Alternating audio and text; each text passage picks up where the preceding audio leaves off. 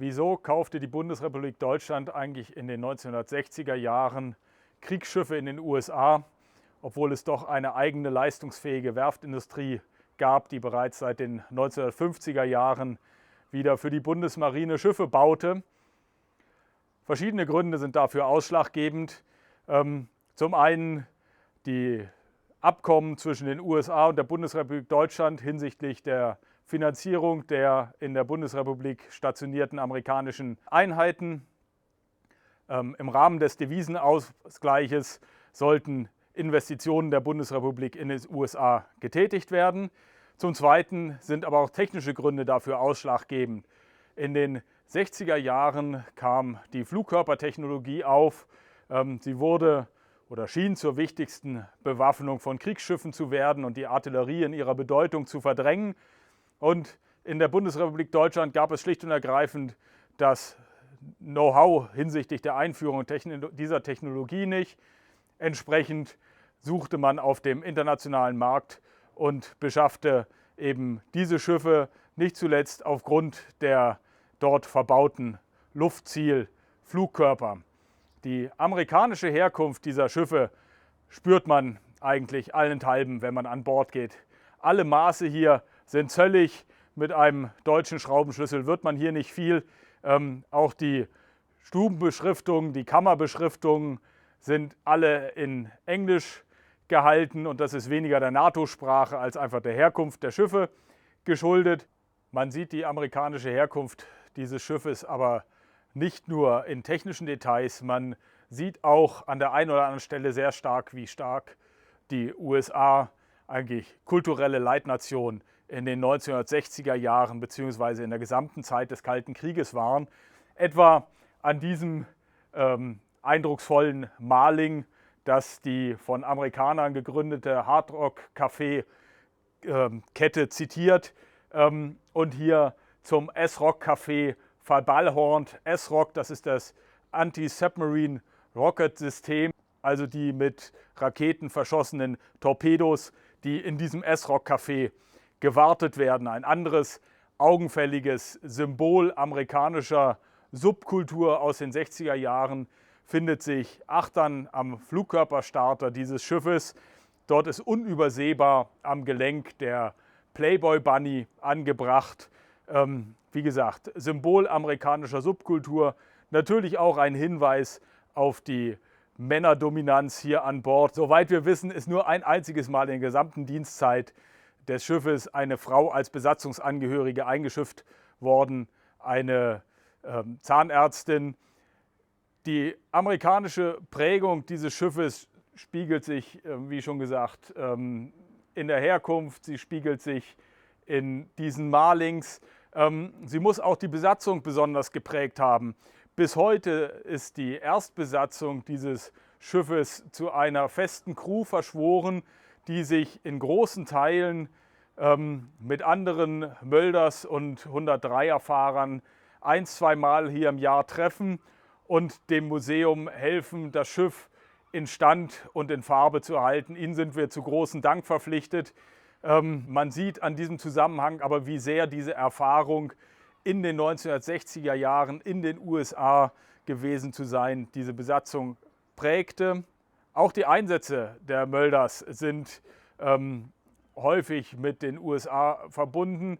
Die Schiffe sind zwar in Kiel beim 1. Zerstörergeschwader stationiert gewesen und ihre Beschaffung wurde durchaus auch mit der Notwendigkeit begründet, der Luftüberlegenheit des Warschauer Paktes in der Ostsee etwas entgegenzusetzen, aber es war ein offenes Geheimnis, dass die Bundesrepublik damit auch in den Nordatlantik hinaus zielte und man die Schiffe auch für Aufgaben im Atlantik beschaffte und entsprechend war die Mölders immer wieder Teil der Standing Naval Force Atlantic, also des Einsatzverbandes, den die NATO im Atlantik unterhielt. In der Geschichte der Mölders spiegelt sich letztlich auch bundesrepublikanische Sicherheitspolitik und deutsche Sicherheitspolitik im Wandel. Auf diese Abschreckungsaufgabe im Kalten Krieg folgt nach der Wiedervereinigung durchaus auch die freundschaftliche Geste der Bündnissolidarität im Rahmen vom Partnership for Peace Programm gegenüber den ehemaligen potenziellen Gegnern. Die Mölders besuchte den Schwarzmeerhafen Varna mit den friedlichen Zeiten und den friedlichen Hoffnungen, die sich aber nach der Wiedervereinigung Bahn brachen, war es relativ bald vorbei. Der Jugoslawien-Konflikt, der Anfang der 1990er Jahre ausbrach, zeigte, wie fragil die Weltordnung nach dem Zerfall des Blocksystems geworden war. Die Mölders wurde in neuen Aufgaben im Rahmen der Operation Sharp Guard zur Embargo-Überwachung eingesetzt. Letzter Einsatz der Mölders, zugleich die letzte Fahrt, die sie in ihrer Dienstzeit absolvierte, war nach den Anschlägen vom 11. September 2001 auf die USA die Teilnahme an der Operation Enduring Freedom gegen den internationalen Terrorismus. So kann man sehen, wie die Geschichte der Mölders eigentlich von der Indienststellung bis zur Außerdienststellung aufs Engste mit den deutsch-amerikanischen sicherheitspolitischen Beziehungen verbunden ist. Von hier aus nehme ich Sie jetzt mit zum Flugkörperstarter am Heck des Schiffes, dem wichtigsten Waffensystem des Schiffes. Das Flugkörpersystem, auf dem ich mich hier befinde, war das Hauptwaffensystem dieser Schiffe. Luftabwehrflugkörper, geeignet für den Schutz eines ganzen Schiffsverbandes. Wie gesagt, weil man die Technologie in der Bundesrepublik selber nicht besaß, kaufte man diese Schiffe in den USA. In dem Magazin hier unter mir befanden sich bis zu 40 Flugkörper, ursprünglich vom System Tartar, später umgerüstet auf den Standard Missile One. In den 1990er Jahren wurden zusätzlich Seezielflugkörper vom Typ Harpoon beschafft.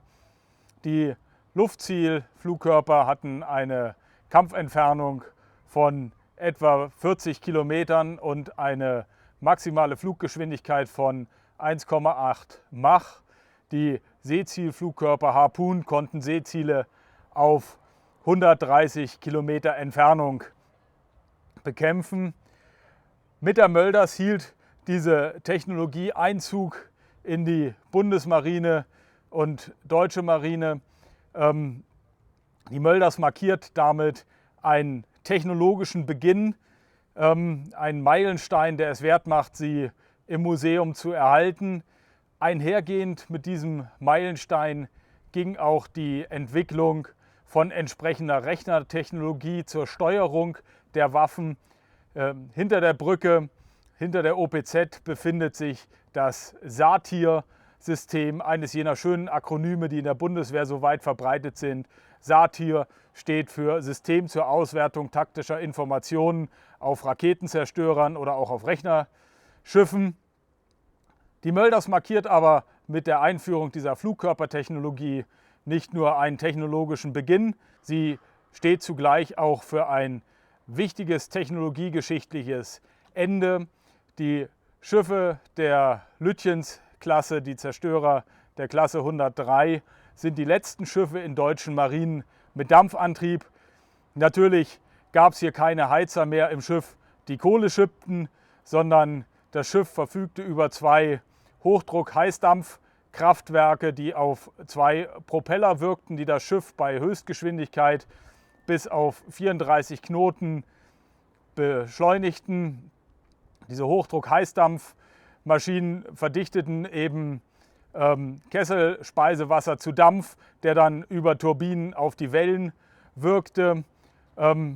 Um diese Kessel zu füttern, führte man etwa 900 Tonnen ursprünglich schweres Heizöl nach der Umrüstung zur 103 Alpha-Klasse, dann leichtes Heizöl mit sich, die in See über die Raststationen auf dem Flugkörperdeck nachgebunkert werden konnten.